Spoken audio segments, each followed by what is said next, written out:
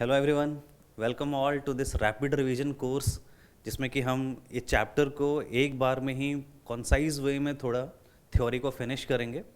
कई बार ऐसा रहता है कि हमें चैप्टर को एंड टाइम पे थोड़ा थोड़ा हम भूल जाते हैं, थोड़ा देखने की ज़रूरत पड़ती है या किसी टॉपिक में देखने की ज़रूरत पड़ती है और हमें लगता है कि थोड़ा क्विक रिवीजन हो जाए, घंटे डेढ़ घंटे में काम हो जाए, हमारा पूरा चैप्टर कवर हो जाए एक गो में। तो उस टाइम के लिए, क्विक रिवीजन के लिए ये हमारा जो सीरीज़ है ये आपको बहुत ही हेल्प करेगा। तो आज जो हम चैप्टर यहाँ पे ले रहे हैं ऑर्गेनिक केमिस्ट्री में, this is haloalkanes and haloarenes, जो कि ट्वेल्थ का फर्स्ट टॉपिक है। अगेन मैं दोबारा बता दूं कि क्विक रिवीजन जब हम कह रहे हैं तो फिर एक हमने चैप्टर को पहले से ही पढ़ रखा है, तब हम दोबारा इसके लिए रिवीजन कर रहे हैं। तो ये थोड़ा मान के चल रहे हैं कि आपको थोड़ा बेसिक आइडिया है ना, कि हेलो एल्केन्स किसे कहते हैं, हेलो एरीन्स किसे कहते हैं। फिर भी पूरे चैप्टर को समराइज्ड वे में कलेक्ट किया हुआ है हमने यहाँ पे। तो चलो शुरू करते हैं। ये हमारे कंटेंट्स हैं, जो कि सबसे पहले तो नोमेनक्लेचर है, फिर जो हेलो एल्केन्स में सी एक्स बॉन्ड जो रहता है उसका नेचर कैसा होता है, प्रिपरेशंस हैं हेलो एल्केन्स के, हेलो एरीन्स के, फिजिकल प्रॉपर्टीज़ हैं, केमिकल रिएक्शंस हैं दोनों के ही।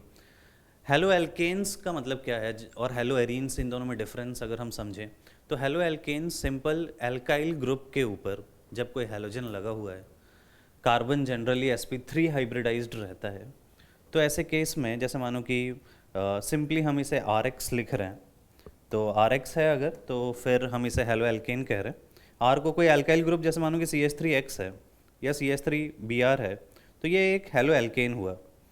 और जब हम हेलो एरीन कह रहे हैं तो एरीन के ऊपर मतलब अराइल ग्रुप्स के ऊपर, मतलब एरोमेटिक हाइड्रोकार्बन्स के ऊपर वो हेलोजन लगा हुआ है। जैसे मानो कि ये है एक एरोमेटिक हाइड्रोकार्बन बेंजीन, इसके ऊपर अगर हम Br लगा दें तो ये जो है ये हो जाएगा एक अराइल हैलाइड। तो ये एल्काइल हैलाइड है और ये एक अराइल हैलाइड। तो ये सिंपल सा बेसिक सा डिफरेंस है कि जब हेलोजन एल्काइल ग्रुप के ऊपर जुड़ा हुआ रहता है तो उसे हेलो एल्केन कहते हैं। एल्काइल हैलाइड उसका कॉमन नेम है। कॉमन नेम अगर इसकी बात करें तो कॉमन नेम में हम इसे लिखते हैं एल्काइल हैलाइड। और IUPAC नेम जब लिखना रहता है, मतलब मैं सिंपल जनरल RX के लिए बता रहा हूँ कि एल्काइल हैलाइड लिखते हैं, और IUPAC नेम जब लिखना रहता है तो हम इसे हेलो एल्केन लिखते हैं। जो हमारे चैप्टर का नाम है हेलो एल्केन।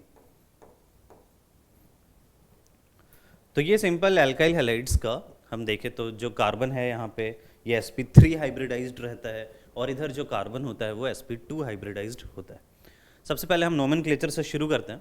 तो जैसे अभी मैंने बताया आपको कि जब हम नॉर्मल एल्काइल हैलाइड लिखते हैं कॉमन नेम में, जैसे अगर हम यहाँ पे देखें तो ये 3 कार्बन है। 3 कार्बन है तो फिर इसका नाम क्या हो जाएगा, इसका हो जाएगा normal propyl bromide. Normal propyl bromide, क्योंकि एल्काइल में यहाँ पे प्रोपाइल ग्रुप है। और अगर हम यहाँ पे इसके IUPAC नेम की बात करें तो IUPAC नेम में हम उस एंड से नंबरिंग करते हैं जिस एंड से जो जो हेलोजन है वो पास आए, है ना। हेलोजन को हम यहाँ पे एक ब्रांच की तरह ट्रीट करते हैं, उस एंड से नंबरिंग करेंगे जिधर से वो पास आए। तो यहाँ पे देखो तो ये 1 ब्रोमो प्रोपेन हो जाएगा, 1 ब्रोमो प्रोपेन। नंबरिंग बताएंगे कि कौन से पोजीशन पे हेलोजन प्रेजेंट है। जैसे यहाँ पे देखो तो सेकंड पोजीशन, हमेशा एंड टू एंड नंबरिंग करनी है। ये सेकंड पोजीशन पे प्रेजेंट है तो ये हो जाएगा 2 ब्रोमो प्रोपेन।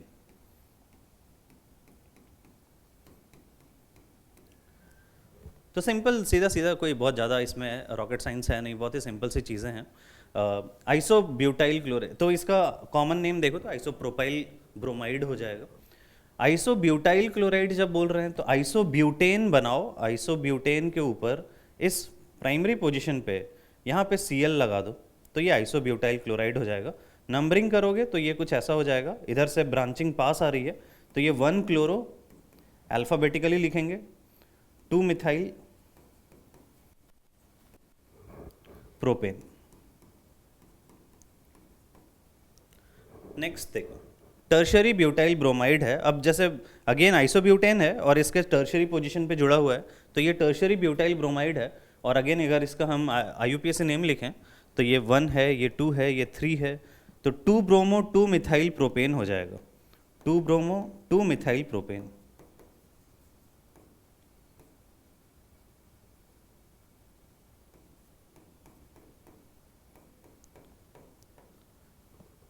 तो सीधा सीधी चीज़ें हैं, कोई ज़्यादा। अगर इसमें आप 1 डिग्री, कई बार हमें अगर डिस्टिंग्विश करना है कि कौन सा 1 डिग्री हैलाइड है या 2 डिग्री हैलाइड है या फिर 3 डिग्री हैलाइड है, तो ऐसे केस में आप उस कार्बन को देखोगे कि वो कार्बन जिससे हैलोजन जुड़ा हुआ है वो कार्बन कैसा है।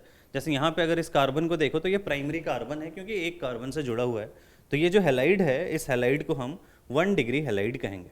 अब यहाँ पे जो कार्बन है ये सेकेंडरी कार्बन है क्योंकि ये 2 कार्बन से जुड़ा हुआ है और उस पर हैलोजन लगा हुआ है। तो जिस कार्बन पे जुड़ा हुआ रहता है हैलोजन, उसके हिसाब से उसकी हम क्लासिफिकेशन में उसे प्राइमरी, सेकेंडरी, या जैसे यहाँ पे देखो तो ये 1 डिग्री हो जाएगा अगेन, और यहाँ पे देखो तो ये जो कार्बन है ये 3 कार्बन से जुड़ा हुआ है तो ये 3 डिग्री हैलाइड हो जाएगा।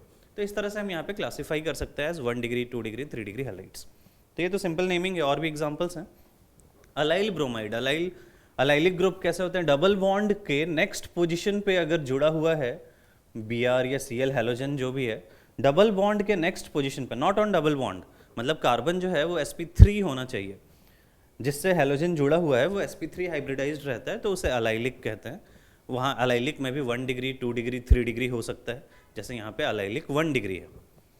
अब ये रहा हमारा अराइल हैलाइड, क्योंकि हैलोजन जो है वो अराइल ग्रुप बेंजीन से जुड़ा हुआ है, एरोमेटिक हाइड्रोकार्बन से जुड़ा हुआ है, तो ब्रोमोबेंजीन इसका कॉमन नेम भी है, और IUPAC नेम में भी हम इसको ब्रोमोबेंजीन ही लिखते हैं, सेम ही नाम है दोनों तरफ। और बेंजाइल ब्रोमाइड, अगर बेंजीन से एक एक्स्ट्रा कार्बन और जुड़ा हुआ है, फिर उससे ब्रोमीन अगर हम लगा दें, ये बेंजाइल ब्रोमाइड है, ये हेलोअरीन नहीं है, ये ध्यान रखेंगे हम, है ना। हेलोअरीन में ब्रोमीन जो है वो डायरेक्टली बेंजीन पे जुड़ा हुआ होना चाहिए। यहाँ पे जो ब्रोमीन है वो डायरेक्टली नहीं जुड़ा हुआ है, एक एक्स्ट्रा कार्बन है जो sp3 हाइब्रिडाइज्ड है। IUPAC नेम अगर देखो तो एक कार्बन को हम पेरेंट मान रहे हैं क्योंकि दोनों ब्रांचेस उस पर जुड़े हुए हैं, तो दोनों ब्रांचेस को पहले लिख दिया ब्रोमो, और दूसरा ब्रांच है फिनाइल, और उसके बाद फिर पेरेंट का नाम लिख दिया मीथेन, एक कार्बन है तो ब्रोमो फिनाइल मीथेन हो जाएगा। H पार्ट में देखें तो अब ये जो 2 नाम है ये डाइक्लोराइड्स हैं, है ना। जब अगर यहाँ पे देखो तो जो दोनों क्लोरीन है वो सेम इस कार्बन पे जुड़े हुए, एक कार्बन पे ही जब दोनों क्लोरीन रहते हैं तो ऐसे केस में हम इसे जेमिनल कहते हैं। ये जेमिनल डाइहैलाइड है। और अगर एडजेसेंट कार्बन पे, पड़ोसी कार्बन पे अगर दोनों हैलोजेंस रहते हैं तो उसे हम विसिनल डाइहैलाइड्स कहते हैं। तो जेमिनल डाइहैलाइड में अगर देखो तो इसका जो नाम है दिस इज इथाइलिडीन क्लोराइड। ये आपको याद रखना पड़ेगा कि जब जेमिनल डाइहैलाइड रहता है तो इसे हम इथाइलिडीन क्लोराइड, मतलब डाइक्लोराइड नहीं लिखते, ये आपको ध्यान रखना है कि इथाइलिडीन क्लोराइड लिखते हैं। और वैसे इधर हम जब हम IUPAC नेम लिख रहे हैं फिर तो जैसे ब्रांचिंग कर रहे थे कार्बन पे, नंबरिंग कर रहे थे, वैसे ही नंबरिंग कर देंगे। तो ये फर्स्ट कार्बन पे दोनों क्लोरीन लगे हुए हैं तो 1,1 डाइक्लोरो इथेन हो जाएगा। तो ये तो जेमिनल है। अगर दोनों क्लोरीन जैसे यहाँ पे देखो तो एडजेसेंट कार्बन पे जुड़े हुए हैं तो इसे हम कहते हैं विसिनल, शॉर्ट में विस भी लिखते हैं सिंपली। तो विसिनल में इथाइलिन डाइक्लोराइड है, जैसे आपको इथाइलिन ग्लाइकॉल अगर याद है, सिमिलर नाम में जब यहाँ पे दोनों जगह पे OH और OH रहता है तो इसे इथाइलिन ग्लाइकॉल कहते हैं, या दोनों जगह पे जब NH2 रहता है तो इथाइलिन डाइअमाइन कहते हैं। तो ये सब कॉमन नेम है जो कि और भी जगह पे यूज़ होते हैं, तो ये आपको याद रहना चाहिए उससे रेफरेंस लेकर कि ये इथाइलिन डाइक्लोराइड है, जैसे इथाइलिन डाइअमाइन होता है। तो इस तरह से आपको जेमिनल और विसिनल दोनों ही याद हो जाएंगे, एक इथाइलिडीन है जो जेमिनल है और एक इथाइलिन है जो कि विसिनल है। और वैसे IUPAC नेमिंग करोगे तो 1 और 2 तो दोनों पे क्लोरीन लगा हुआ है तो 1,2 डाइक्लोरो इथेन हो जाएगा। फिर विनाइल क्लोराइड है। विनाइल क्लोराइड में और अलाइल में क्या डिफरेंस है? अलाइल में क्या था, डबल बॉन्ड के नेक्स्ट पोजीशन पे ग्रुप था, डबल बॉन्ड के नेक्स्ट कार्बन पे हैलोजन था, और यहाँ पे डायरेक्टली डबल बॉन्ड वाले कार्बन पे ही है, मतलब जो कार्बन है ये यहाँ पे sp2 हाइब्रिडाइज्ड होता है। और अलाइल में जो कार्बन था जिससे हैलोजन जुड़ा हुआ था वो sp3 हाइब्रिडाइज्ड था। तो ये विनाइल क्लोराइड है, और वैसे हम क्लोरो इथीन कहेंगे क्योंकि डबल बॉन्ड है यहाँ पे। फिर नेक्स्ट एग्जांपल देखो, ये हेलोएरीन हुआ क्योंकि क्लोरीन जो है वो एरोमेटिक हाइड्रोकार्बन पे लगा हुआ है। बाकी क्लोरीन और इसके रेस्पेक्ट में अगर सोचो तो ये जो CH3 है ये यहाँ पे एक स्पेशल नेम इम्पार्ट करता है जिसे हम टोल्यूइन कहते हैं। तो इस टोल्यूइन के रेस्पेक्ट में ये सेकंड पोजीशन पे है क्लोरीन। अगर इसे फर्स्ट देखो, टोल्यूइन कह रहे हैं, इसे फर्स्ट और इसे सेकंड कह रहे हैं, और ये जो सेकंड पोजीशन होता है इसे ऑर्थो कहते हैं। बेंजीन के ऊपर सेकंड पोजीशन को ऑर्थो कहते हैं, थर्ड को मेटा कहते हैं और फोर्थ को पैरा कहते हैं। तो ऑर्थो क्लोरोटोल्यूइन हो जाएगा। आईयूपीएसी नेम दो दो तरह से लिख सकते हो। 2 क्लोरोटोल्यूइन क्यों? क्योंकि टोल्यूइन जो है वो एक्सेप्टेड आईयूपीएसी नेम है, तो अगर टोल्यूइन एक्सेप्टेड आईयूपीएसी नेम है तो फिर आप यहाँ पे इसको 2 क्लोरोटोल्यूइन लिख सकते हो, या फिर आप एज अ बेंजीन डेरिवेटिव लिख सकते हो। जब आप बेंजीन डेरिवेटिव की तरह इसका नाम लिखोगे तो फिर आपको अल्फाबेटिकली देखना पड़ेगा इन दोनों में से कि कौन सा पहले आ रहा है लेटर। तो क्लोरो और मिथाइल में क्लोरो पहले आ रहा है, क्योंकि नंबरिंग से तो आप नहीं कर पाओगे। नंबरिंग में ये 1 है ये 2 है, या ये 1 है ये 2 है, तो नंबरिंग तो फेल हो जाएगी, है ना। जो लोकेंट रूल है, लोकेंट रूल फेल हो जाएगा, तो आपको अल्फ़ाबेटिकली देखना पड़ेगा। तो अल्फ़ाबेटिकली ये 1 देना पड़ेगा इसे, क्योंकि ये पहले आ रहा है और ये सेकंड है। तो 1 chloro 2 methyl benzene, as a benzene derivative लिख सकते हैं या फिर एज अ टोल्यूइन डेरिवेटिव लिख सकते हैं। तो ये तो नोमेनक्लेचर की बात हो गई। अब हम आते हैं नेचर ऑफ CX बॉन्ड पे। ये जो CX बॉन्ड है हेलो एल्केन और हेलोरीन में, ये कैसा रहता है?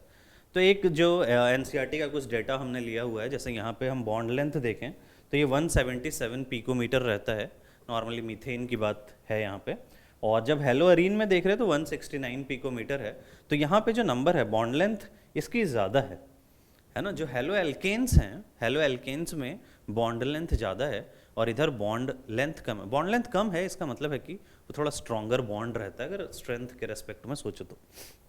रीज़न क्या है कि क्यों बॉन्ड लेंथ कम है? तो एक बहुत ही सिंपल सा रीज़न है कि यहाँ पे जो क्लोरीन है इसके पास लोन पेयर्स हैं, और इन लोन पेयर्स के साथ ये क्या कर सकता है, ये यहाँ पे रेजोनेंस शो कर सकता है।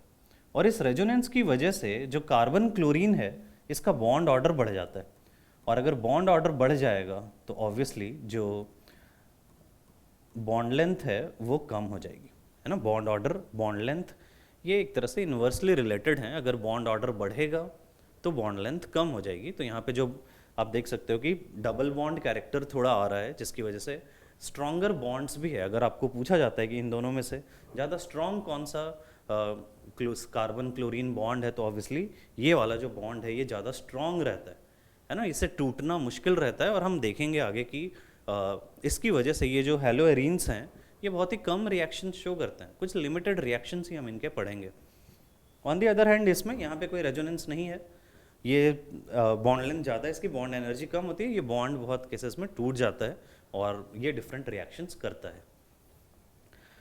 बाकी हम अगर हैलाइड्स के साथ रिलेट करें, जैसे मिथाइल फ्लोराइड है, मिथाइल क्लोराइड है, ब्रोमाइड और आयोडाइड है, तो जैसे जैसे डाउन द ग्रुप जाते हैं, डाउन द ग्रुप जाने से रेडियस जो है हैलोजेंस का वो बढ़ता है, और रेडियस बढ़ता है तो बॉन्ड लेंथ इंक्रीज होगी। तो जब हम इधर जा रहे हैं तो जो बॉन्ड लेंथ है वो इंक्रीज हो रही है, और जब बॉन्ड लेंथ इंक्रीज होती है तो हमें पता है कि बॉन्ड एनर्जी क्या होगी, इधर जाने पे डिक्रीज होगी। अभी जस्ट हमने डिस्कस किया कि बॉन्ड लेंथ और बॉन्ड एनर्जी जो है वो एक तरह से इन्वर्सली रिलेटेड है। अगर बॉन्ड लेंथ बढ़ रहा है तो बॉन्ड एनर्जी जो है वो डिक्रीज हो रही है। एंड नेक्स्ट एक और कंपैरिजन है यहाँ पे डाइपोल मोमेंट का। अब डाइपोल मोमेंट का कंपैरिजन इतना सिंपल नहीं है। आप देखो तो क्लोरीन पहले आ रहा है, CCl बॉन्ड का जो डाइपोल मोमेंट है वो ज़्यादा है। तो डाइपोल मोमेंट एक्चुअली क्या होता है कि दो फैक्टर्स पे डिपेंड करता है। म्यू जो है वो चार्ज इनटू रेडियस, तो ये दो फैक्टर्स पे डिपेंड कर रहा है। क्यू जो है चार्ज, यहाँ पे आप इसको थोड़ा पोलैरिटी से रिलेट कर सकते हो कि कौन सा बॉन्ड ज़्यादा पोलर है, और जो आर है इसके आप बॉन्ड लेंथ से रिलेट कर सकते हो। तो ये दोनों चीज़ों पे डिपेंड कर रहा है। अब बॉन्ड लेंथ क्या है? बॉन्ड लेंथ तो इधर जाने पे बढ़ रहा है, लेकिन पोलैरिटी ये ज़्यादा इलेक्ट्रोनेगेटिव होने के कारण यहाँ पे जो बॉन्ड है, मतलब जो चार्ज यहाँ पे डेवलप हो रहा है, delta negative and delta positive, ये डेल्टा की जो वैल्यू है ये यहाँ पे ज़्यादा है। तो दोनों चीज़ें एक दूसरे को अपोज कर रही हैं, एंड ऐसे केस में ओवरऑल जो विनर है यहाँ पे वो CCl निकल के आ जाता है। तो ये आपको यहाँ पे याद रखना पड़ेगा। कोई क्वांटिटेटिव डेटा नहीं रहता है यहाँ पे कि आप कैलकुलेट करो, तो आपको याद रखना पड़ेगा कि जो CCl बॉन्ड है इसका डाइपोल मोमेंट ज़्यादा होता है, और बाकी में फिर चार्ज डोमिनेट करता है। जब मैं कह रहा हूँ चार्ज डोमिनेट करता है तो इसका मतलब क्या है? इसका मतलब है कि जो पोलैरिटी थी, जो इलेक्ट्रोनेगेटिविटी थी, उससे आप देख सकते हो कि फ्लोरीन आ रहा है, फिर ब्रोमीन आ रहा है और फिर आयोडीन आ रहा है। मतलब रेडियस यहाँ पे फिर मैटर नहीं कर रहा है ज़्यादा, रेडियस यहाँ पे डोमिनेट नहीं कर रहा है। ये ज़्यादा पोलर था और ये ज़्यादा डाइपोल। तो एक एक्सेप्शन याद रख लो, और उसके बाद फिर जैसे बॉन्ड पोलैरिटी है उसके बेसिस पे आप डाइपोल मोमेंट क्लेम कर सकते हैं। ठीक है, आगे बढ़ते हैं। अब हम आते हैं प्रिपरेशंस ऑफ हेलो एल्केन्स पे। तो हेलो एल्केन्स को कैसे प्रिपेयर करें, तो सबसे पहला जो प्रिपरेशन है this is from alcohols. Alcohol से कैसे प्रिपेयर कर सकते हैं, तो एल्कोहल के साथ ये डिफरेंट रिएक्शंस हैं, जैसे PCl3 PCl5 यूज़ कर सकते हो। तो PCl3 PCl5 अगर यूज़ करेंगे तो इस OH की जगह पे क्लोरीन लग जाएगा, RCl बन जाएगा एल्काइल क्लोराइड में। तो अल्कोहल को हम Cl में कन्वर्ट कर सकते हैं, क्लोराइड्स में कन्वर्ट कर सकते हैं यूजिंग PCl3 एंड PCl5।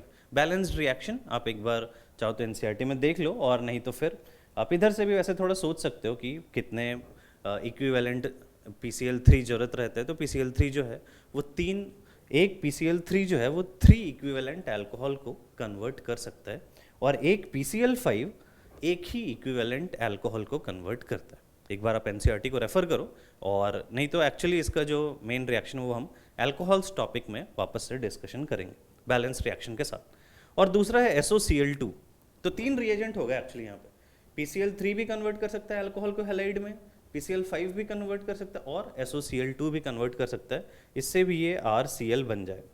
और ये जो SOCl2 है इसे हम यहाँ पे बेस्ट मानते हैं। इन तीनों में से PCl3, PCl5 और SOCl2 में बेस्ट मानते हैं, क्योंकि जनरली ये कहते हैं कि यहाँ पे जो प्रोडक्ट्स बाई प्रोडक्ट्स बनते हैं वो गैसियस होते हैं, जैसे SO2 बनता है यहाँ पे और HCl बनता है।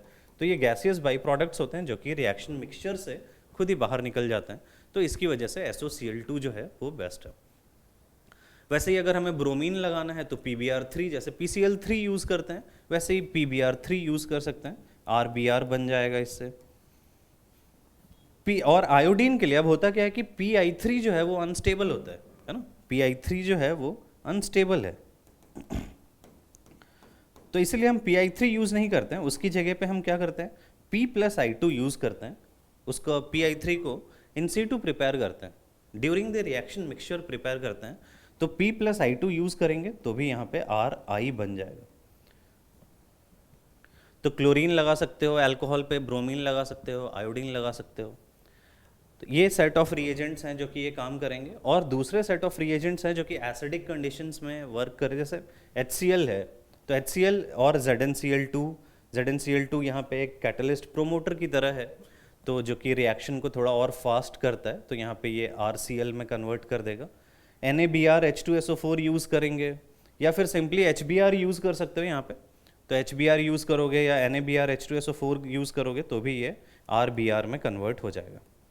अब ये जो रिएक्शंस है, इस साइड वाली जो रिएक्शंस हमने लिखी हैं जहाँ पे HCl HBr ये सब यूज़ कर रहे हैं, तो ये जनरली 3 डिग्री अल्कोहल्स के लिए फास्टर होती हैं than 2 degree alcohols than 1 degree alcohols, है ना। ये थोड़ा यहाँ पे हमें ध्यान रखना पड़ेगा कि रिएक्शन में एक्चुअली कार्बोकैटायन बनने की टेंडेंसी होती है, और इसकी वजह से 3 डिग्री अल्कोहल्स जो है वो फास्टर रिएक्शन करते हैं। मैकेनिज्म हम अल्कोहल्स चैप्टर में सीखेंगे। और इस तरफ अगर देखो तो ये जो रिएक्शंस हैं ये generally 1 degree alcohol and 2 degree alcohols के साथ रिएक्शन थोड़ी ज़्यादा बेटर होती है। इधर हम 3 डिग्री अल्कोहल्स को यूज़ नहीं करते। तो ये दोनों तरफ क्लासीफाई हो गया कि जैसे अगर आपको 3 डिग्री अल्कोहल को कन्वर्ट करना है लेट से, तो बेटर रिएजेंट क्या होगा, बेटर रिएजेंट HCl HBr ये सब होगा। अगर आपको 1 डिग्री अल्कोहल को कन्वर्ट करना है तो फिर बेटर रिएजेंट क्या होगा, PCl3 है, PCl5 है, SOCl2 है, PBr3 है। इन सब को यूज़ करके आप अल्काइल हैलाइड में कन्वर्ट कर सकते हैं। ठीक है, आगे बढ़ते हैं। सेकेंड जो रिएक्शन है दिस इज फ्रॉम एल्केन्स। तो एल्केन्स के साथ हम अल्काइल क्लोराइड बना सकते हैं। आपको याद होगा फ्री रेडिकल सब्सटीट्यूशन रिएक्शन जिसमें Cl2H यूज़ करते हैं, तो फ्री रेडिकल्स बनते हैं, और फिर जहाँ पे भी हाइड्रोजन है उस हाइड्रोजन की जगह पे क्लोरीन लग जाएगा। तो हमने डिस्टिंक्ट हाइड्रोजन की जगह पे क्लोरीन लगा दिया है, तो यहाँ पे 2 प्रोडक्ट्स बन जाएंगे। जनरली 3 डिग्री वाला जो प्रोडक्ट होता है वो ज़्यादा फॉर्म होने की टेंडेंसी रहती है, स्पेशली इन Br2। और फिर इधर हम Cl2H के साथ अगेन तो 2 प्रोडक्ट्स यहाँ पे आप देखो, 2 distinct different position, distinct hydrogen की बात करो तो ये 2 डिस्टिंक्ट हाइड्रोजन है। ये दोनों तो फिर सेम है क्योंकि एंड में सिमेट्रिकल है बिल्कुल, और ये दोनों सेम है क्योंकि दोनों एंड से अगर आप सोचो तो फिर जो चीज़ें हैं वो सिमेट्रिकल है। तो यहाँ पे आप 2 प्रोडक्ट बना सकते हो, एक तो एंड पे लगा सकते हो Cl, और या फिर मतलब फर्स्ट पोजीशन पे या फिर इधर से सेकंड पोजीशन पे आप Cl लगा सकते हो, तो इधर भी 2 प्रोडक्ट्स बन जाएंगे। तो इधर से हम एल्काइल हैलाइड्स बना सकते हैं हाइड्रोकार्बन से। एल्कीन से भी बना सकते हैं, जैसे एल्केन से हमने देखा। अब एल्कीन के ऊपर क्या होता है, एल्कीन के ऊपर एडिशन रिएक्शन है। ये सब कैसे रिएक्शंस थे, ये वाला था सब्स्टिट्यूशन रिएक्शन। और इधर कैसे रिएक्शंस हैं, इधर हैं एडिशन रिएक्शंस। एल्कीन के ऊपर जैसे HBr ऐड होगा, अब HBr का जो एडिशन है ये मार्कोनिकोव रूल के अकॉर्डिंग होता है, मतलब जहाँ ज़्यादा हाइड्रोजन है उधर हाइड्रोजन ऐड करते हैं। जैसे अगर यहाँ पे देखो तो CH2 है, यहाँ ज़्यादा हाइड्रोजन है तो इधर हाइड्रोजन ऐड कर देंगे, और यहाँ पे एक ही हाइड्रोजन है तो इधर ज़्यादा हाइड्रोजन था तो इधर हाइड्रोजन ऐड कर दिया और यहाँ पे Br ऐड कर दिया, तो ये यहाँ से मेजर प्रोडक्ट बन जाएगा। और जब पेरोक्साइड, इसे ये जो एडिशन होता है इसे आपको याद पता होगा, इसे मार्कोवनिकोव रूल कहते हैं या मार्कोनिकोव्स प्रोडक्ट कहते हैं। जो मार्कोनिकोव्स रूल के अकॉर्डिंग बनता है उसे मार्कोनिकोव प्रोडक्ट कह रहे हैं। और जब पेरोक्साइड यूज़ करते हैं HBr के साथ तो फिर एंटी मार्कोनिकोव प्रोडक्ट बनता है, मतलब जिधर कम हाइड्रोजन है तो यहाँ पे इस बार हाइड्रोजन जुड़ेगा और इस तरफ यहाँ पे Br जुड़ेगा, तो ये दूसरा प्रोडक्ट बन रहा है। This is from anti Markovnikov product.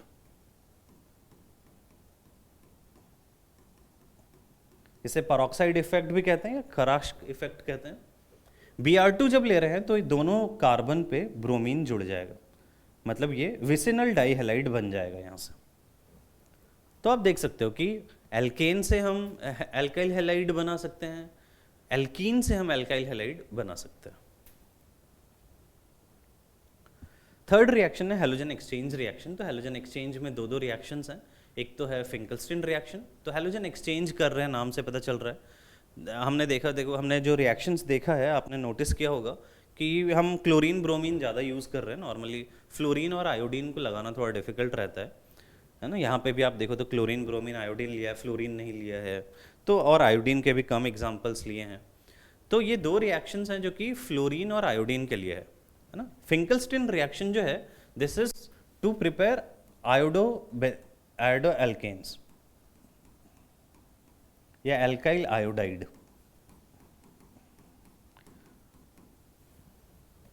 और इसमें क्या करते हैं, एल्काइल क्लोराइड और ब्रोमाइड लेते हैं और इनकी रिएक्शन NaI एसीटोन के साथ करवाते हैं। तो NaI एसीटोन, अब ये जो NaI है सोडियम आयोडाइड है, ये एसीटोन में सोल्यूबल होता है और NaCl जो बनता है, जैसे यहाँ पे जो I माइनस है ये Cl माइनस को रिप्लेस कर देता है और NaCl बनता है, तो ये NaCl यहाँ पे प्रेसिपिटेट हो जाता है, तो बस यहाँ से CH3I बन जाता है। तो ये रिएक्शन है जिसके थ्रू हम इसे हम फिंकलस्टीन रिएक्शन कहते हैं। जैसे यहाँ पे भी देख सकते हो ये NaBr बन जाएगा और इस Br की जगह पे आयोडीन लग गया, तो हैलोजन एक्सचेंज हो गया, Br की जगह पे आयोडीन आ गया है और साथ में NaBr बन जाएगा जो कि प्रेसिपिटेट रहता है रिएक्शन में और ये रिएक्शन से बाहर आ जाता है। तो ये है फिंकलस्टीन रिएक्शन। दूसरा रिएक्शन अगर देखो तो ये शॉर्ट्स रिएक्शन। तो शॉर्ट्स रिएक्शन में हम एल्काइल फ्लोराइड्स को प्रिपेयर करते हैं, टू प्रिपेयर एल्काइल फ्लोराइड्स। जैसे उसमें एल्काइल आयोडाइड्स को प्रिपेयर करते हैं फिंकलस्टीन में, शॉर्ट्स में एल्काइल फ्लोराइड्स को प्रिपेयर करते हैं। CH3Br है, यहाँ पे भी सेम क्लोराइड्स या फिर ब्रोमाइड्स लेते हैं। जैसे यहाँ पे हमने देखा था क्लोराइड्स या फिर ब्रोमाइड्स ले रहे थे और वहाँ पे अगर आयोडीन लगा रहे थे, वैसे यहाँ पे फ्लोरीन लगा सकते हैं। तो उसके लिए ये डिफरेंट रिएजेंट्स है जो कि यूज़ कर सकते हो। AgF यूज़ कर सकते हो, Hg2F2 यूज़ कर सकते हो, COF2 यूज़ कर सकते हो या फिर SbF3 यूज़ कर सकते हो। तो इससे ये शॉर्ट्स रिएक्शन कहेंगे। CH3Br की जगह पे CH3F बन गया है ना, मिथाइल ब्रोमाइड की जगह पे मिथाइल फ्लोराइड हमने उसको कन्वर्ट कर दिया। फिर है प्रिपरेशन ऑफ हैलोएरीन्स। तो हैलोएरीन्स में जैसे ये फर्स्ट रिएक्शन है EAS, इलेक्ट्रोफिलिक एरोमेटिक सब्स्टिट्यूशन, जो कि हाइड्रोकार्बन्स चैप्टर में हम सीखते हैं। तो यहाँ पे Cl2 के साथ AlCl3 लिया है, लिविस एसिड कैटलिस्ट, और इससे जो बेंजीन है इसको हम कन्वर्ट कर सकते हैं क्लोरोबेंजीन में, है ना, साथ में HCl बनता है, तो ये क्लोरोबेंजीन में कन्वर्ट कर सकते हैं। वैसे Br2 AlCl3 ले सकते हैं या फिर FeCl3 ले सकते हैं, Fe ले सकते हैं। तो ये सब यहाँ पे कैटलिस्ट के जैसा यूज़ करते हैं। रिएक्टिविटी की बात करें तो फ्लोरीन जो है वो ज़्यादा रिएक्टिव होता है, तो फ्लोरीन को अगेन यहाँ पे यूज़ नहीं करते हैं, वायलेंट रिएक्शन करता है। एंड आयोडिनेशन स्लो होती है तो उसको भी यूज़ नहीं करते हैं। तो ये भी यूज़ नहीं करते हैं और ये भी यूज़ नहीं करते, तो अगेन मिला के वही बचता है फिर से क्लोरीनेशन एंड ब्रोमिनेशन को हम यहाँ पे लेते हैं। फिर सेकंड रिएक्शन अगर देखो तो ये बेंजीन पे तो कहीं पे भी क्लोरीन या ब्रोमीन लगा दियो, लेकिन अब ये टोल्यूइन है। अब कहाँ पे ब्रोमीन लगाएंगे, तो ये याद रखना पड़ेगा कि जो एल्काइल ग्रुप्स होते हैं, ये alkyl groups ortho para directing होते हैं। कैसे होते हैं ये होते हैं ऑर्थो पैरा डायरेक्टिंग। मतलब ये रिएक्शन जो होगा, कोई भी एल्काइल ग्रुप अगर लगा हुआ है तो वो या तो ऑर्थो पोजिशन पे रिएक्शन करवाएगा या पैरा पे, मतलब मिक्सचर ऑफ प्रोडक्ट्स बनेंगे। यहाँ पे भी दो प्रोडक्ट्स बनते हैं,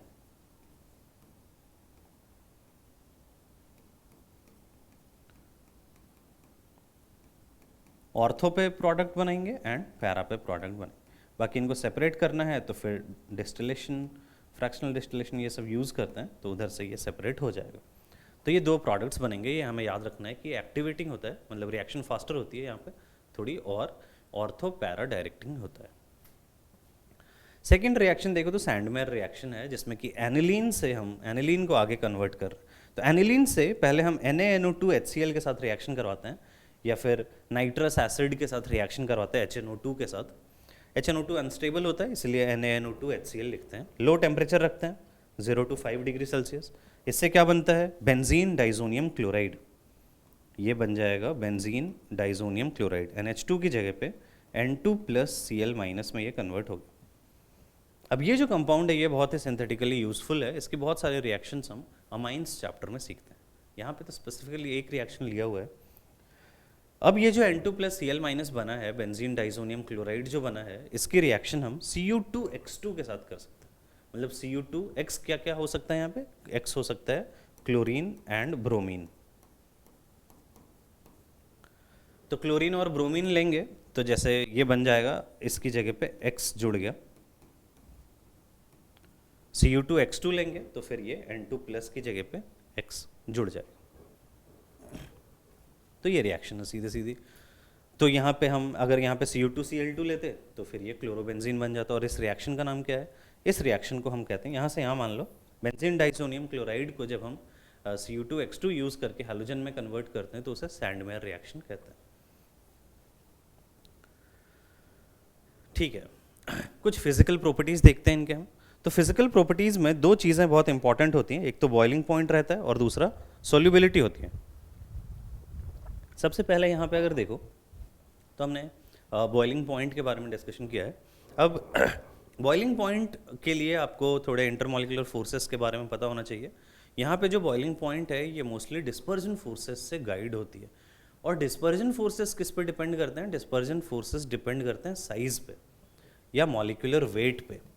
मॉलिक्यूलर वेट जब इंक्रीज़ होता है तो कंपाउंड का साइज़ इंक्रीज़ होता है, और साइज़ इंक्रीज़ होता है तो इससे डिस्पर्जन फोर्सेस बढ़ते हैं।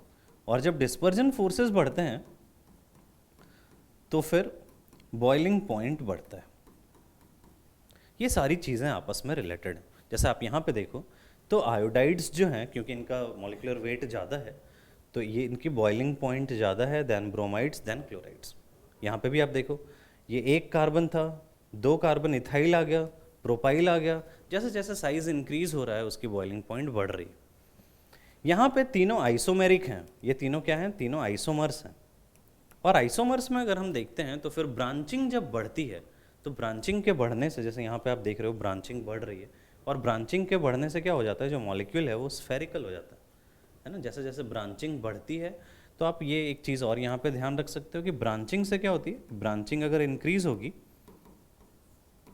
तो फिर इससे बॉइलिंग पॉइंट डिक्रीज़ हो जाता है। क्यों डिक्रीज़ हो जाता है, क्योंकि मॉलिक्यूल स्फेरिकल हो जाता है और उसके कांटेक्ट में मतलब जो चार्ज डेवलपमेंट होती है वो कम हो पाती है फिर ऐसे केस में। तो यहाँ पे आप जो लीनियर था वो ज़्यादा था, थोड़ी ब्रांचिंग हुई, बॉइलिंग पॉइंट कम हो गया, और ब्रांचिंग हुई तो बॉइलिंग पॉइंट और कम हो गया। नेक्स्ट एग्जांपल में देखो, क्लोरीन के नंबर बढ़ाते जा रहे हैं, क्लोरीन के नंबर जैसे जैसे बढ़ते जा रहे हैं बॉइलिंग पॉइंट बढ़ता जा रहा है।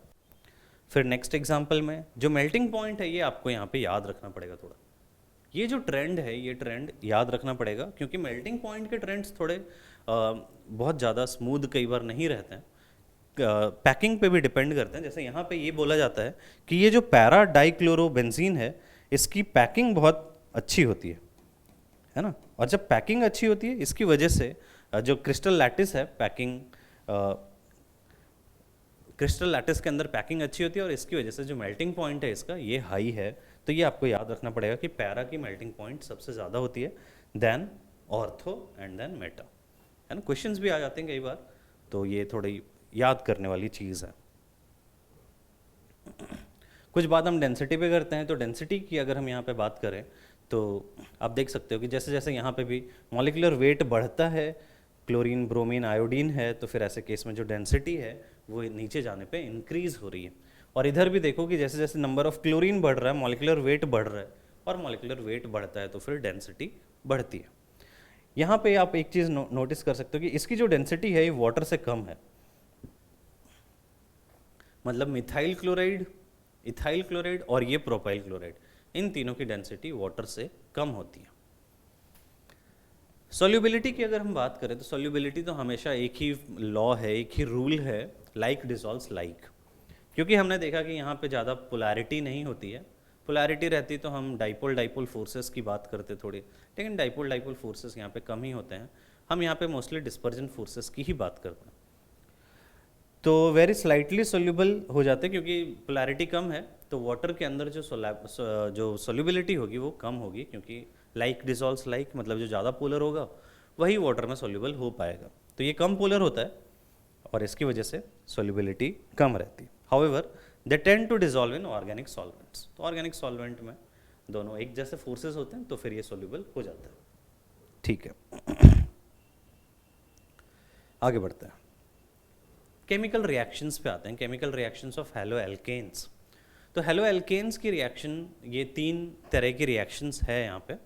जो सबसे पहली रिएक्शन है, this is nucleophilic substitution. Substitution का मतलब क्या है? सब्स्टिट्यूशन का मतलब है कि किसी एक ग्रुप की जगह पे, जैसे मानो कि ऐसा कोई एग्जाम्पल है जहाँ पे कि ये कोई X है या कोई हेलोजन है, जैसे R है, CH2 है, CH है, X है। इसकी रिएक्शन हमने अगर करवाई किसी न्यूक्लियोफाइल से करवाते हैं, और इसकी जगह पे X की जगह पे सब्स्टिट्यूट करना, सब्स्टिट्यूशन मतलब इसको रिप्लेस कर देना। तो इसको रिप्लेस कर दे तो ये R CH2 एंड न्यूक्लियोफाइल जोड़ गया। तो ये जो रिएक्शन है, this reaction is called nucleophilic substitution, जब न्यूक्लियोफाइल सब्स्टिट्यूट कर रहा है। और एलिमिनेशन का मतलब होता है कि वही कोई न्यूक्लियोफाइल या फिर कोई बेस यहाँ से ग्रुप्स को हटा ही दे, तो ये X और ये हाइड्रोजन हट जाता है, और यहाँ पे जैसे ये बन गया R CH double bond CH2, तो यहाँ से HX निकल गया। अगर आप देखो यहाँ से, तो ये X और एक इस कार्बन का, जनरली यहाँ पे इसे हम अल्फा कार्बन भी कहते हैं। जिस कार्बन पे हैलोजन जुड़ा हुआ है उसे अल्फा कार्बन कहते हैं, और उसका नेक्स्ट जो कार्बन होता है उसे बीटा कार्बन कहते हैं। तो बीटा कार्बन का एक हाइड्रोजन गया है और एक हैलोजन गया है, तो फिर यहाँ से एलिमिनेशन है। तो ये सब्स्टिट्यूशन रिएक्शन है। आपको सीधा सीधा सबसे पहले तो मतलब ही समझ में आना चाहिए कि दोनों का मतलब क्या है। तो सब्स्टिट्यूशन जहाँ पे कि एक ग्रुप दूसरे को रिप्लेस कर रहा है, सब्स्टिट्यूट कर रहा है, और एलिमिनेशन जहाँ पे ओवरऑल लॉस हो रहा है किसी ग्रुप का। तो यहाँ पे HX का लॉस हो रहा है एंड देयरफॉर कुछ एलिमिनेट हो रहा है। इस रिएक्शन को हम कहते हैं एलिमिनेशन रिएक्शन। ठीक है।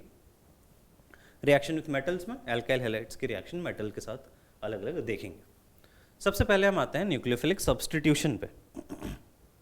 अब ये जो सब्स्टिट्यूशन रिएक्शन हमने कहा, ये न्यूक्लियोफिलिक सब्स्टिट्यूशन रिएक्शंस 2 तरीके के होते हैं। एक रिएक्शन होता है SN2 और दूसरा रिएक्शन होता है SN1। सब्स्टिट्यूट करना है मतलब रिप्लेस करना है।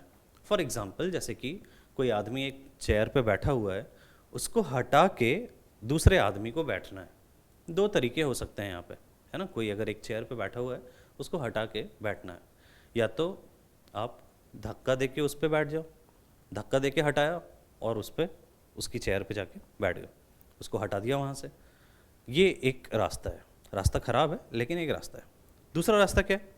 दूसरा रास्ता है कि वो इज्जत से खुद ही वहाँ से उठ जाए और फिर आप वहाँ पे उस चेयर पे जाके बैठ जाओ। ये दो तरीके हैं, तीसरा कोई तरीका नहीं है कि आप दोनों साथ में बैठोगे, ऐसा कोई यहाँ पे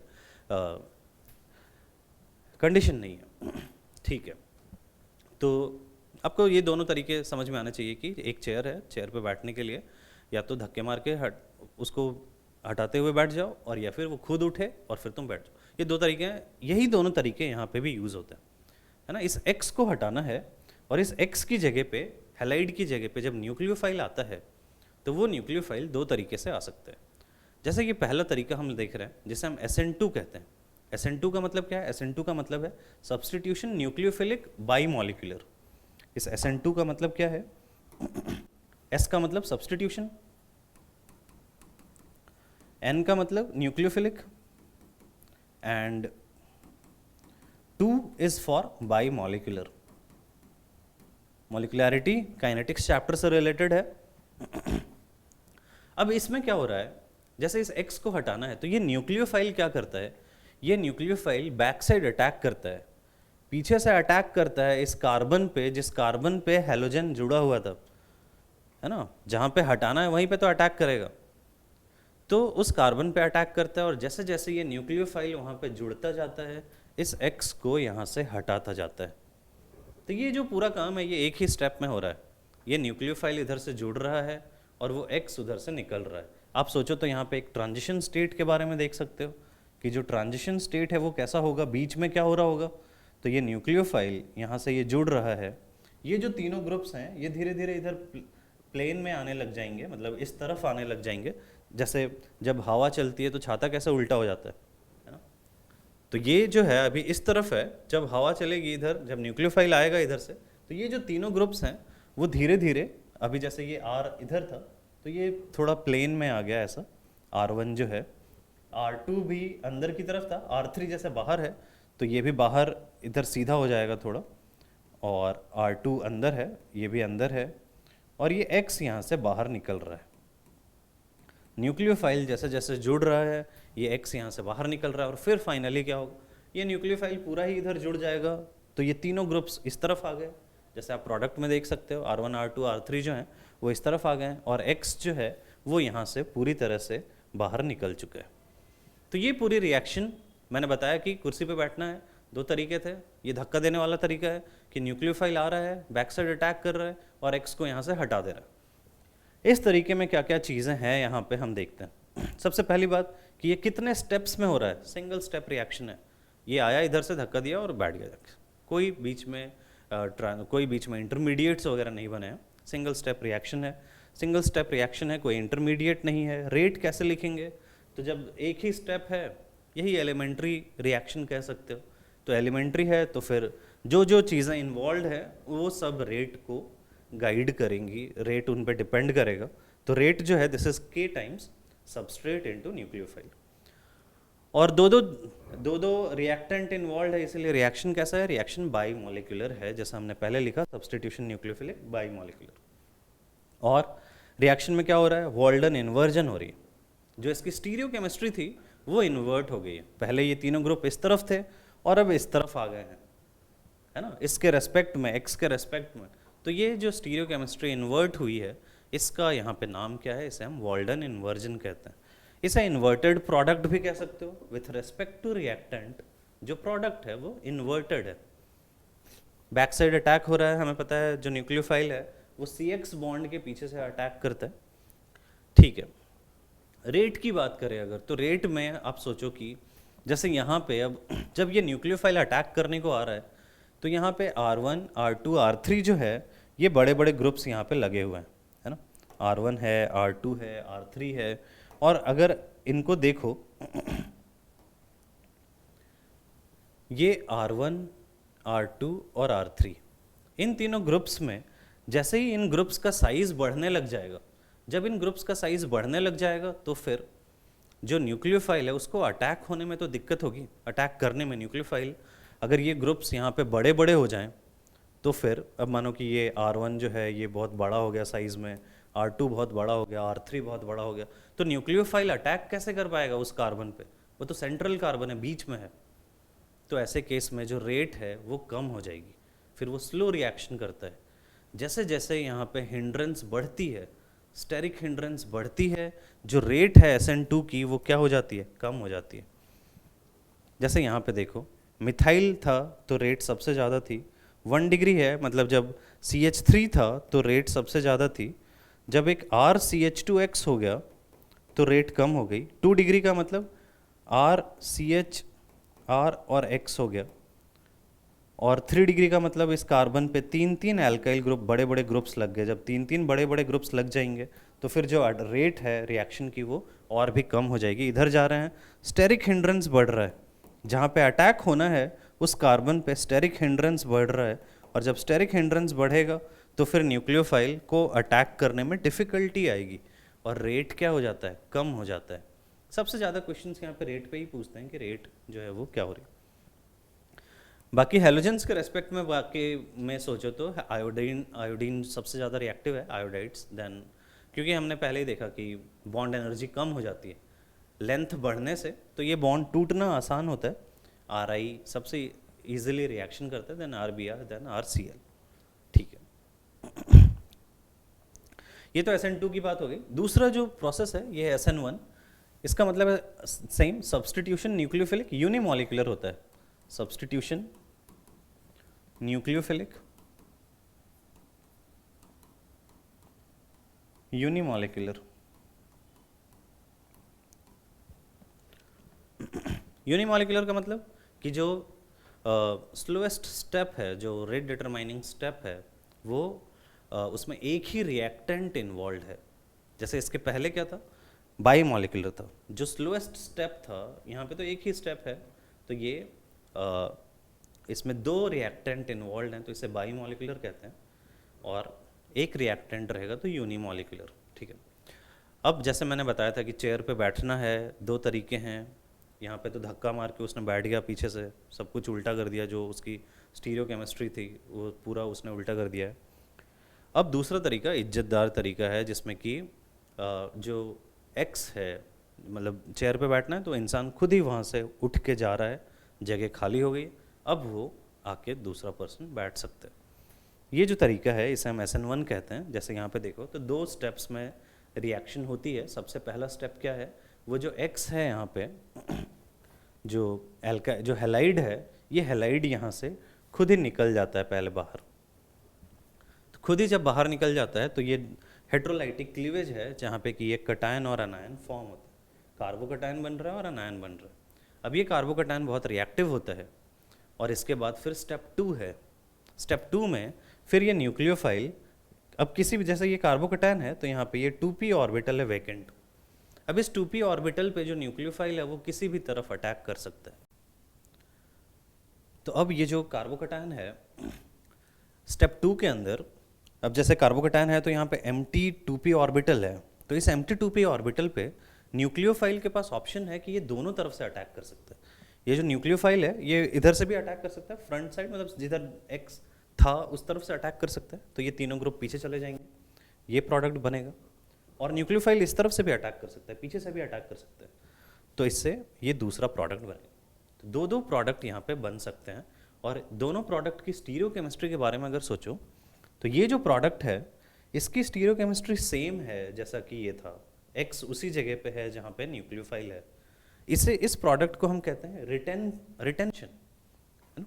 इससे ये जो बन रहा है रिटेंशन प्रोडक्ट कहते हैं। और ये जो प्रोडक्ट है इसमें इन्वर्जन हो गया है, इसे हम इन्वर्जन प्रोडक्ट कहते हैं। जैसे वोल्डर इन्वर्जन था, वोल्डर इन्वर्जन नहीं कहते इसको, सिंपली इन्वर्टेड प्रोडक्ट कहते हैं। तो ये रिटेंशन है और ये इन्वर्जन है। चलो एक बार वापस देखते हैं। तो यहाँ से X निकला, कार्बोकटायन बना, और फिर कार्बोकटायन जो है वो उस पर फिर न्यूक्लियोफाइल अटैक कर रहा है, दूसरा स्टेप है, और इसमें 2 प्रोडक्ट्स बन रहे हैं। तो 2 स्टेप की रिएक्शन है। अब 2 स्टेप की रिएक्शन है तो हमें काइनेटिक्स के हिसाब से सोचना पड़ेगा कि कौन सा स्लो है, कौन सा फास्ट है। तो जनरली कार्बोकटायन को बनाना थोड़ा डिफिकल्ट होता है, क्योंकि कार्बोकटायन रिएक्टिव स्पीसीज हैं, तो इनको बनाना अगर डिफिकल्ट है तो ये जो स्टेप है ये स्लो स्टेप है। और जो स्लो स्टेप्स होते हैं, ये स्लो स्टेप्स होते हैं रेट डिटरमाइनिंग स्टेप, यही रिएक्शन की रेट को गाइड करते हैं। और अगर ये स्टेप रिएक्शन की रेट को गाइड कर रहा है तो इस स्टेप में एक ही रिएक्टेंट यूज हो रहा है, एंड देयरफॉर रिएक्शन है यूनिमॉलिक्यूलर। रिएक्शन को हम यूनिमॉलिक्यूलर कहते हैं क्योंकि RDS कैसा है, RDS इज यूनिमॉलिक्यूलर। कितने स्टेप्स हैं? 2 स्टेप की रिएक्शन है।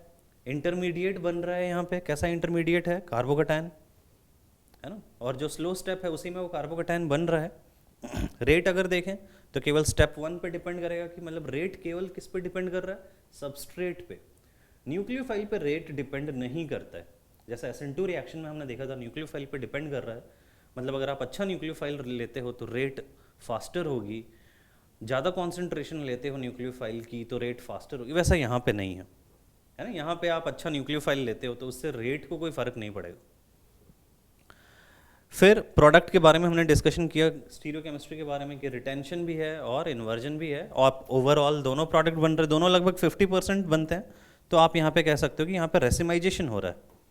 रेसिमाइजेशन का मतलब क्या है? जब 50% इक्विमोलर मिक्सचर ऑफ एनांशियोमर्स बनते हैं, ये जो दोनों प्रोडक्ट्स हैं, these two products are enantiomers. अगर R1 R2 R3 यहाँ पे डिफरेंट होता है तो ये एनांशियोमर्स हैं, और एनांशियोमर्स हैं तो फिर इन दोनों प्रोडक्ट्स को हम क्या कहेंगे? रेसिमिक मिक्सचर को कहेंगे। रेट की बात करते हैं, रिएक्शन की रेट। जैसे SN2 में हमने देखा था स्टीरियोकेमिस्ट्री, स्टेरिक हिंड्रेंस से रिएक्शन गाइड हो रही थी। यहाँ पे जो रिएक्शन है वो रेट गाइड होती है कार्बोकैटायन की स्टेबिलिटी से। और कार्बोकैटायन के बारे में अगर सोचो तो जो 3 डिग्री कार्बोकैटायंस होते हैं वो ज़्यादा स्टेबल होते हैं, and therefore 3 degree halides यहाँ पे फास्टर रिएक्शन कर सकते हैं। SN1 रिएक्शन में बिल्कुल उल्टा है SN2 से। SN2 में 1 डिग्री ज़्यादा रिएक्टिव था, यहाँ पे 1 डिग्री बहुत कम रिएक्टिव होता है, क्योंकि कार्बोकैटायंस कम स्टेबल होते हैं। 3 डिग्री यहाँ पे ज़्यादा रिएक्टिव होता है।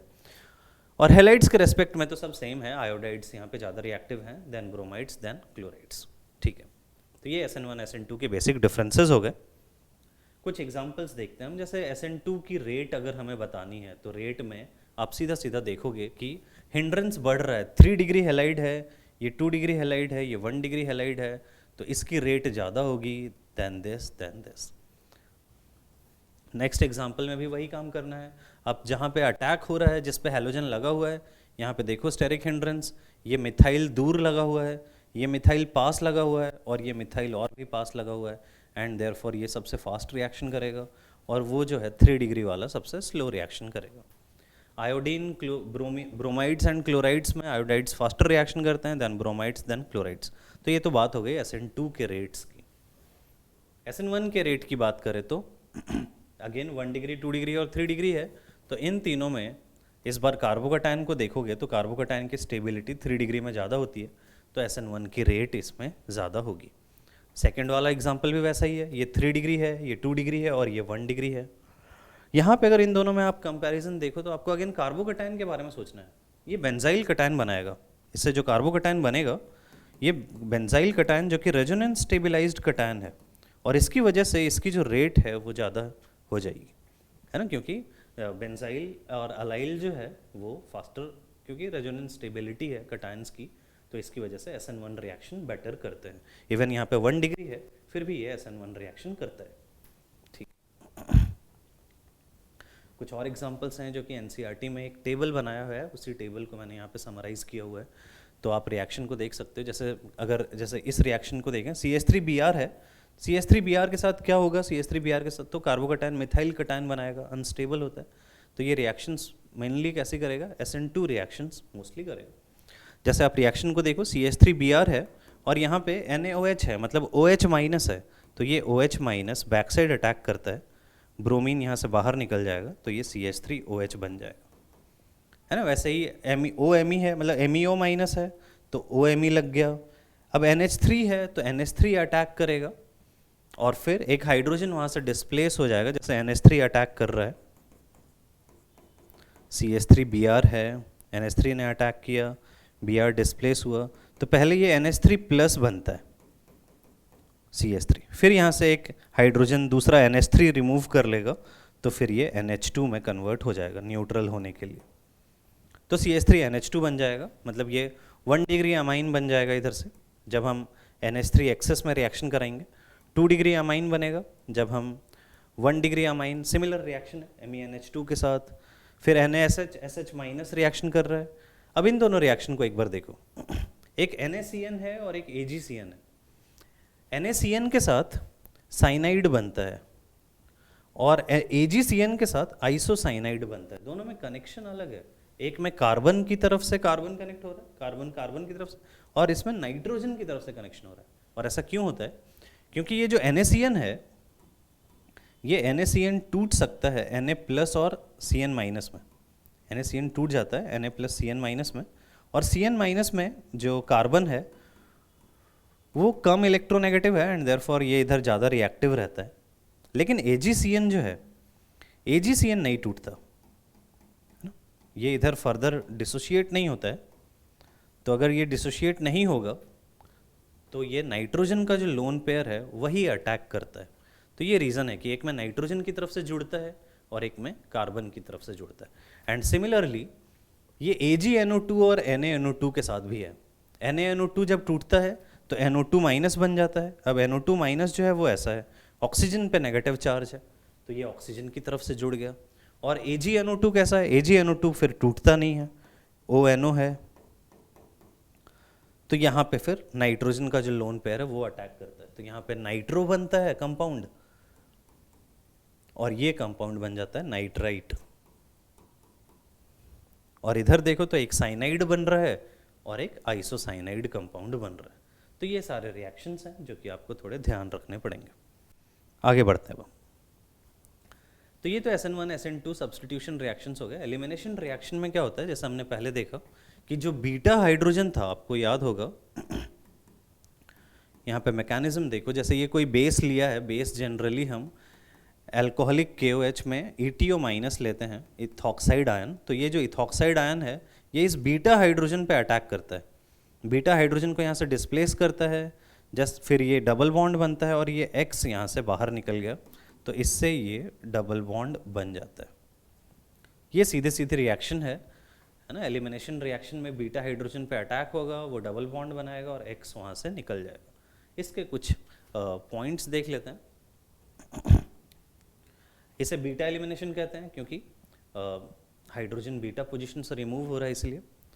रेट ऑफ एलिमिनेशन की बात करें तो 3 डिग्री हैलाइड्स जो है वो फास्टर रिएक्शन करते हैं, क्योंकि जो एल्कीन की स्टेबिलिटी है वो वहाँ पे ज़्यादा होती है than 2 degree than 1 degree. And elimination भी वैसा ही है जो कि SN1, ये जो ऑर्डर है आपको याद होगा, ये SN1 में भी यही था, SN2 में भी यही है और एलिमिनेशन में भी यही है, क्योंकि यहाँ पे आयोडाइड्स जो हैं वो सबसे उनकी एनर्जी, बॉन्ड एनर्जी सबसे कम होती है। हाइयर टेम्परेचर रहता है तो मतलब जो एलिमिनेशन रिएक्शंस हैं, एलिमिनेशन रिएक्शन भी वैसा E1 E2 के जैसा होता है, बट NCERT में ज़्यादा डिस्कशन नहीं है। तो एलिमिनेशन रिएक्शंस हाइयर टेम्परेचर पे फेवर होते हैं। Reaction follows ZSEV rule. अब ये ZSEV रूल क्या है? ZSEV रूल में क्या होता है कि आपको ये देखना रहता है कि कौन सा हाइड्रोजन इधर से एलिमिनेट, जैसे यहाँ पे अगर देखो तो दोनों तरफ बीटा हाइड्रोजन है। अब जब दोनों तरफ बीटा हाइड्रोजन है तो यहाँ पे दो प्रोडक्ट्स बन सकते हैं। अल्कोहलिक KOH के साथ एक ये प्रोडक्ट बनता है और एक ये प्रोडक्ट बनता है। तो जो ज़्यादा सब्स्टिट्यूटेड एल्कीन होता है, जैसे सब्स्टिट्यूटेड एल्कीन मतलब इस एल्कीन पे 2 एल्काइल ग्रुप लगे हुए हैं और इस एल्कीन पे एक ही एल्काइल ग्रुप लगा हुआ है, तो फिर हम यहाँ से ऐसा कहते हैं कि जो ज़्यादा सब्स्टिट्यूटेड एल्कीन है वो बनता है मेजर, क्योंकि वो ज़्यादा स्टेबल होता है। इसी को हम कहते हैं ZSEV रूल। तो ये यहाँ पे मेजर प्रोडक्ट बताने के लिए काम में आता है। जैसे यहाँ पे देखो तो यहाँ पे डिस्टिंक्ट बीटा हाइड्रोजन की बात करें तो 2 डिस्टिंक्ट बीटा हाइड्रोजन है, तो एक ऐसा डबल बॉन्ड बनेगा और एक ऐसा डबल बॉन्ड बनेगा। यहाँ पे 3 ग्रुप्स एल्काइल ग्रुप है, एक ये और एक ये, तो ये ज़्यादा स्टेबल है, तो ये मेजर प्रोडक्ट बन जाएगा। जो ज़्यादा सब्स्टिट्यूटेड एल्कीन रहेगा वो मेजर प्रोडक्ट बनता है। दिस इज ZSEV रूल या ZSEV रूल कहता है।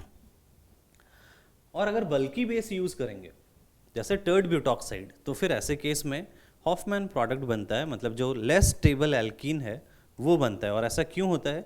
क्योंकि जब बल्कि बेस है तो फिर वो किसी एंड की तरफ से आना प्रेफर करेगा, बीच में जाना प्रेफर नहीं करता। और जब बीच में जाना प्रेफर नहीं कर रहा है तो फिर ऐसे केस में यहाँ पे डबल बॉन्ड ये वाला बनता है, मतलब जो लेस स्टेबल एल्कीन है वो यहाँ पे मेजर प्रोडक्ट रहेगा जब टर्ड ब्यूटॉक्साइड यूज़ करता है या और दूसरा हिंडर्ड बेस यूज़ करते हैं। तो ये तो एलिमिनेशन रिएक्शन की बात हो गई। इसके बाद हम रिएक्शन विथ मेटल्स पे आते हैं। तो मेटल्स में अगर हम देखें, जैसे जो फर्स्ट रिएक्शन है विथ सोडियम, सोडियम के साथ जब हम रिएक्शन करवा रहे हैं तो वुड्स रिएक्शन जो कि हमने हाइड्रोकार्बन में पढ़ा है, एल्काई ड्राई ईथर यूज़ करते हैं क्योंकि वाटर सॉल्वेंट में फिर सोडियम वाटर के साथ रिएक्शन कर लेगा और ये कंबाइन हो जाता है, डबल हो जाता है, जो भी जैसे मिथाइल ब्रोमाइड ले रहे हैं तो वो इथेन में कन्वर्ट हो जाएगा। सेकेंड है ग्रिग्नार्ड रिएजेंट विथ मैग्नीशियम। तो जब एल्काइल हैलाइड्स की रिएक्शन मैग्नीशियम के साथ करवाते हैं, अगेन ड्राई ईथर में रिएक्शन करवाते हैं, तो मैग्नीशियम इंसर्ट हो जाता है, RX था और ये RMgX बन जाता है, जिसे हम ट्रीट करते हैं R- एंड MgX+ के जैसा। जब भी कोई क्वेश्चन सॉल्व करना हो ग्रिग्नार्ड रिएजेंट का तो तुम हमेशा इसको ऐसे ब्रेक कर सकते हो, एक को R- बना दो और MgX+ बना दो और R- की रिएक्शन करवा दो। इस रिएक्शन में फ़ायदा ये है कि एल्काइल भी ले सकते हो, अराइल भी ले सकते हो, विनाइल भी ले सकते हो, सबके साथ ग्रिग्नार्ड रिएजेंट बन जाता है। और रेट हैलाइड्स की बात करें तो ये 3 हैलाइड ले सकते हो, iodides, bromides and chlorides. Fluorides generally Grignard reagent को फॉर्म करने के लिए यूज़ नहीं करते हैं क्योंकि उनके साथ रिएक्टिविटी बहुत कम होती है मैग्नीशियम की। Grignard reagents are highly reactive and react with any source of proton to give hydrocarbons। तो रिएक्टिव है क्योंकि बहुत बेसिक है, जैसे मैंने बताया कि CH3 MgBr को आपको क्या करना है, इसे ट्रीट करना है CH3- के जैसा और MgBr+। तो अब ये CH3- है, तो जैसे हमने यहाँ पे H2O लिया है तो ये इस H2O के साथ रिएक्शन कर सकता है। H2O में जो हाइड्रोजन है वो अभी ज़्यादा, इस पे पोलैरिटी ज़्यादा है, एसिडिक है, थोड़ा भी एसिडिक रहेगा तो फिर वो वहाँ से उस हाइड्रोजन को एब्स्ट्रैक्ट कर सकता है क्योंकि ये हाईली बेसिक है। जो ग्रिग्नार्ड रिएजेंट्स हैं they are very basic in nature. तो इन सब से CH3- यहाँ से जो हाइड्रोजन है जिसको मैं अंडरलाइन कर रहा हूँ, ये हाइड्रोजन यहाँ से एब्स्ट्रैक्ट कर सकता है और ये सब में सेम प्रोडक्ट बनेगा, सब में मीथेन गैस यहाँ से रिएक्शन से रिलीज हो जाएगी, सेम मैकेनिज्म से। अब हम रिएक्शंस ऑफ हेलो एरीन्स पे आते हैं। मैंने पहले बताया था कि हेलो एरीन्स की रिएक्शंस ज़्यादा नहीं हैं, तो कुछ रिएक्शंस हैं, उसमें से सबसे पहला जो रिएक्शन है this is nucleophilic aromatic substitution. Nucleophilic aromatic substitution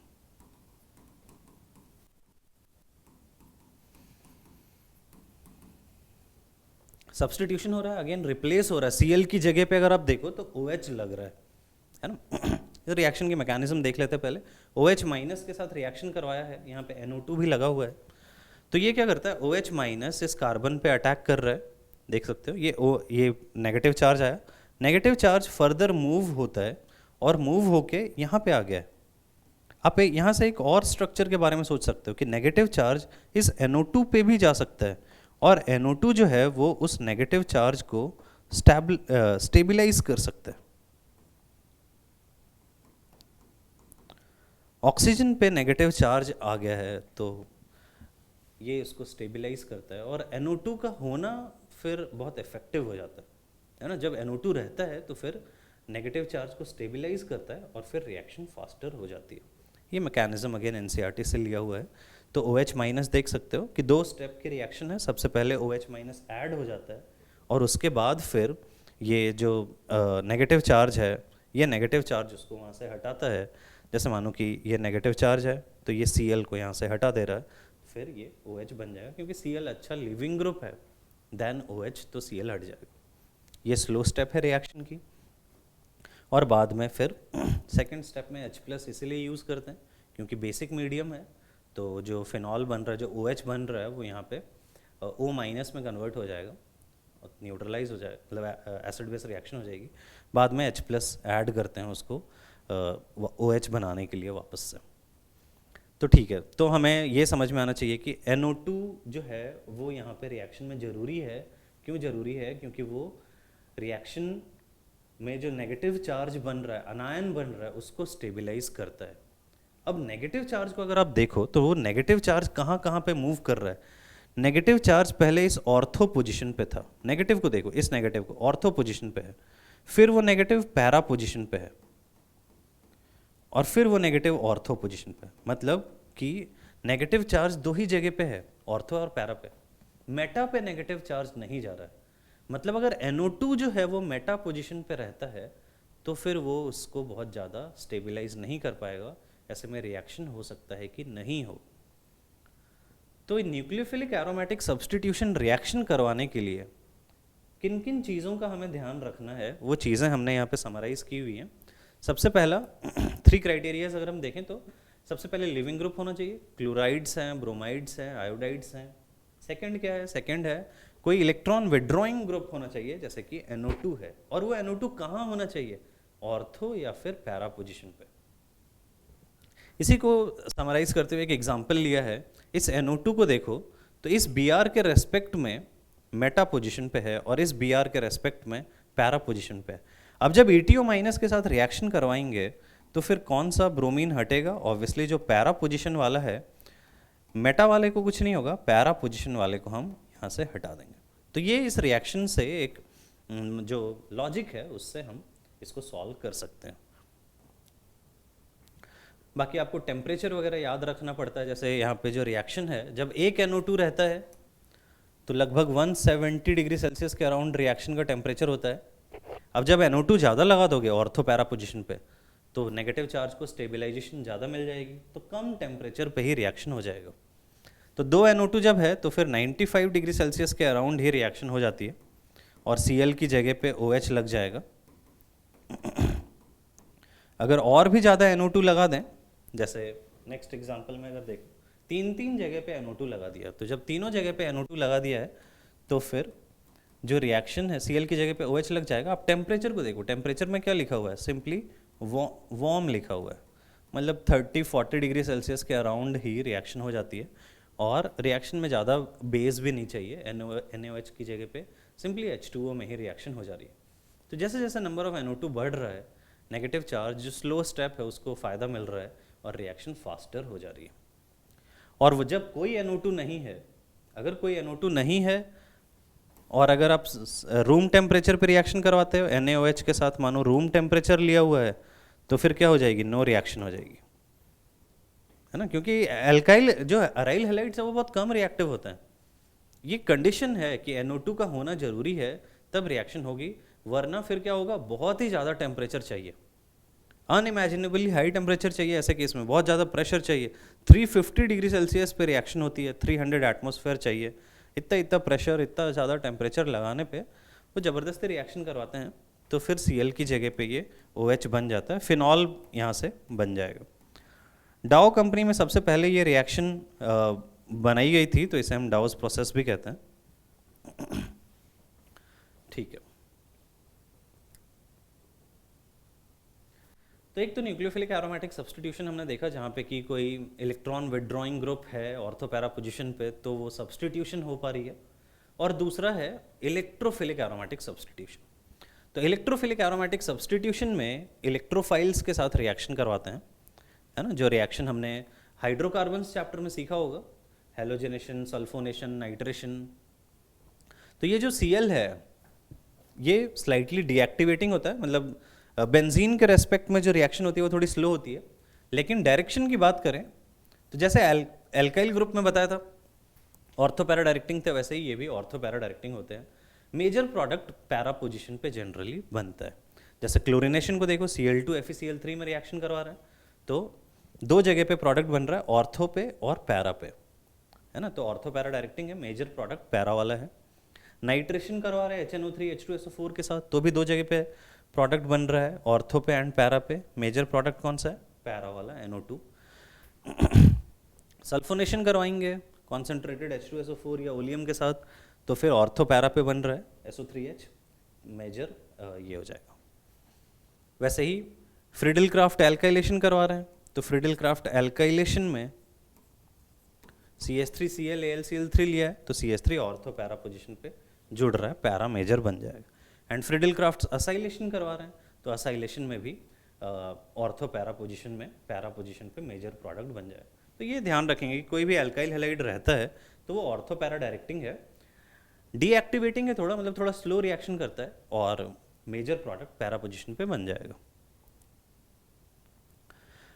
aryl halides के रिएक्शन मेटल्स के साथ कैसे हैं? सबसे पहला रिएक्शन अगर हम देखें तो फिटिग रिएक्शन कहते हैं। जैसे वुड्स रिएक्शन था, वहाँ पे 2 एल्काइल हैलाइड्स को हम लेकर ऐड कर रहे थे, यहाँ पे जब दो अराइल हेलाइड्स लेंगे तो ये दो अराइल हेलाइड्स आपस में ऐड हो जाएंगे, जैसे ये बाइफिनाइल बन गया।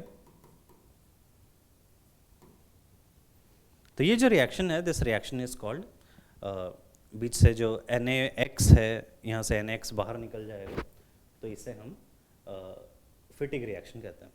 और दूसरा है वुड्स फिटिक रिएक्शन, जब एक अल्काइल हैलाइड ले रहे हैं और दूसरा अराइल हैलाइड ले रहे हैं।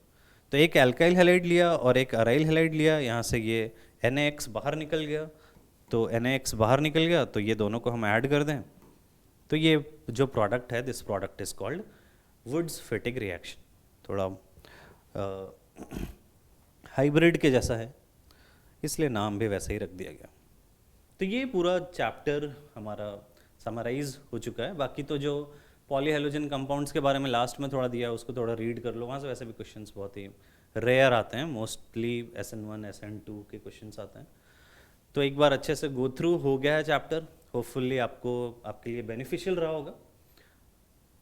फिर हम नेक्स्ट टॉपिक में मिलते हैं आगे, alcohols, phenols and ethers. Thank you very much.